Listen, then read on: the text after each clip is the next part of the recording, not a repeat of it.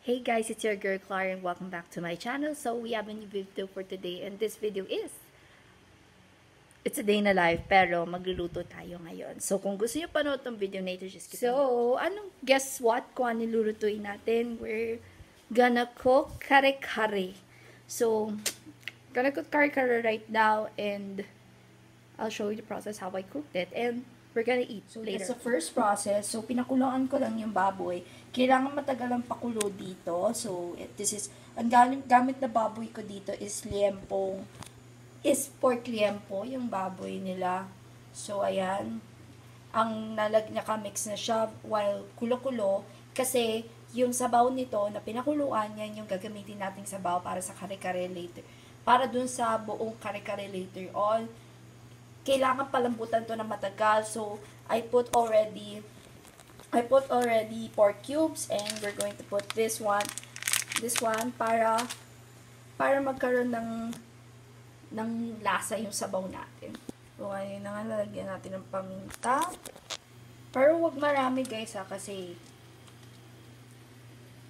kung ayaw nyo puro buo-buo yung kainin nyo later on. Kung ayaw nyo puro buo-buo. Ayan. Yan natin. Ayan, mayroon na siyang pwede konti lang kasi kung ayaw niyo kare-kare na na masyadong marami guys. Ayaw niyo kare-kare niyo na medyo puro buo-buo yung pepper. Ayan. Lagay niyo lang dun sa pinakuluang baboy kasi yan yung kasama siya sa isi-serve na sabaw later. We have ingredients here, yung mga natira ingredients. We have peanut butter, kare-kare mix, pechay, sitaw, and of course, i-crush natin tong mani dito i-crush natin yung kasi yan yung isasama ko sa sabaw. So, yung ginawa ko dito, anong tubig na ginamit ko dito? Yung tubig na ginamit ko dito is yung pangalawang hugas doon sa sinaing na kanin. Yan yung I got the tip from my tito who is a HRM graduate, tsaka yan daw, sinasabi nila, yan daw yung sikreto ng mga kusinero.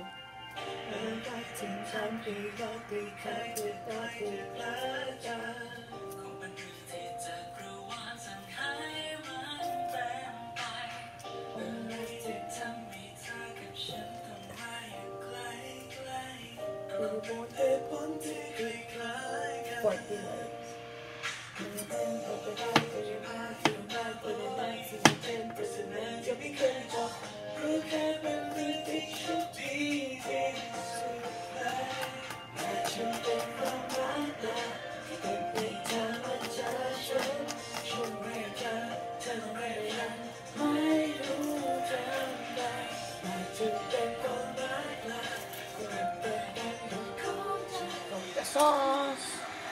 So, ayan natin. So,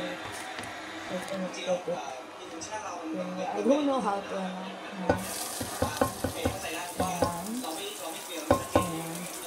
saute natin yung garlic and onion here. I'm gonna transfer this later yung sabaw. Ayan, yung mga ito para ito. Ayan.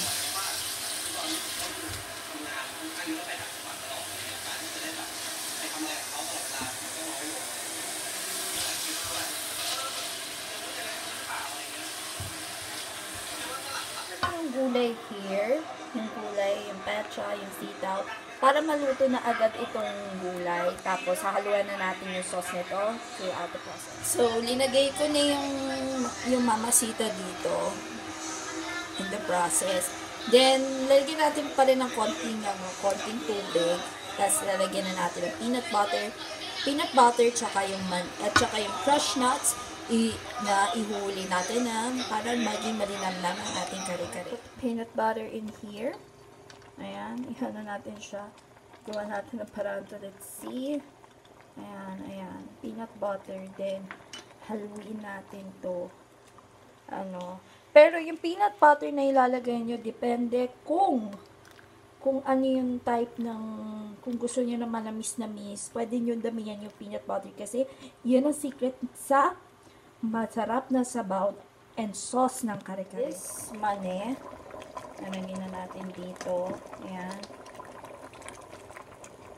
Ayan. Kung gusto mo, yung kare-kare mo may konting, may pagka-crunchy. Lagyan nyo naman pero akin yung sa akin, yung mani ko, is more on, may konting buo, tsaka medyo durog-durog. Durog-durog na may konting buo yung mani. So, another technique para maging malapot yung sabaw is dapat lagyan natin ng cornstarch at ihalo ito sa mainit na tubig. Dapat yung cornstarch tunaw na tunaw para hindi maging buo-buo yung cornstarch, yung gaw-gaw or yung cornstarch sa ating kare-kare. So, we're going to put this already here. Ayan. Then, maghintay tayo ng, hindi siya ganitong kulay after you cook. Then, maghintay tayo ng ilang minuto, tapos maluluto na yung kare-kare was cooked already. We're gonna plate already. And So, kain tayo, kare-kare. Then, this one is perfect paired with a bagoong. So, pinapuksan ng bagoong na ito. Kain tayo. So, ayan, may bagoong na yung ating kare-kare.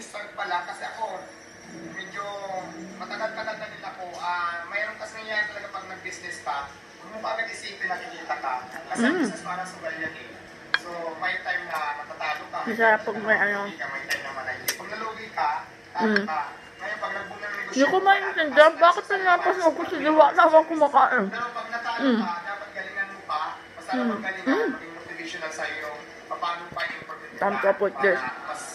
Mas lumaki pa yung customer. Mas gano'n. Ito yung favorite ko na tuwin sa bahay. Kare-kare.